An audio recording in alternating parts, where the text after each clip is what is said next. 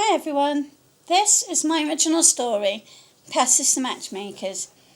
It was actually written quite a few years ago now. So here it is. Passes the Matchmakers. Synopsis, romance. Finding love at any age can be a challenge.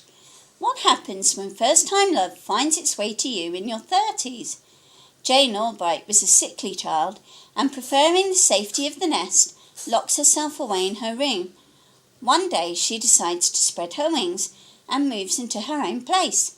Her next-door neighbour quickly becomes her best friend. Leanne is bringing her son Charlie up on her own after her own husband walked out.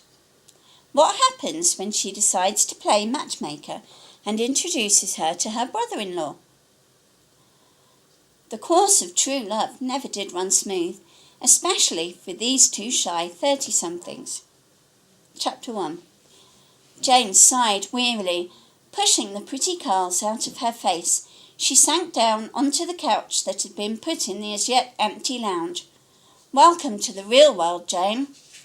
Pouring herself a glass of white wine, she flopped back down and tried to imagine what the place would look like when she had decorated it and got it just the way she wanted. She didn't want to think about the piles of boxes that were waiting in the hall for her attention. Jane Albright had lived at home fairly happily with her parents. The day she hit 35 was a day that hit her like a Japanese speeding bullet train. Nearly all the girls she had gone to school with were either married or had at least one child or both. She realised with some dismay that she had been left far behind, way too far behind. Always the shy one, the male of the species had been a complete mystery to her. She suddenly realised at the age of 35 she had never actually had a real boyfriend. Being a lot younger looking than most of her peers, most people, including her parents, had treated her like she was still a child. But there had been one special reason why her family had been reluctant to let her go. March 1979. "What's tack?" 8-year-old Jane's mother decided to interject. "Tachycardia, sweetheart. It means that you have an irregular heartbeat." The doctor, who was just finishing examining the little girl, nodded. "That's right, Jane, but there is one other complication. That hole in your heart, even though it's quite tiny, it's adding to the problem. So you know what we're going to do?" The little girl shook her head, making her blonde curls bounce up and down. The doctor smiled kindly. "Why, honey, we're going to fix it right up for you. Or at least that's the plan." The little girl frowned. "An operation? Will it hurt?"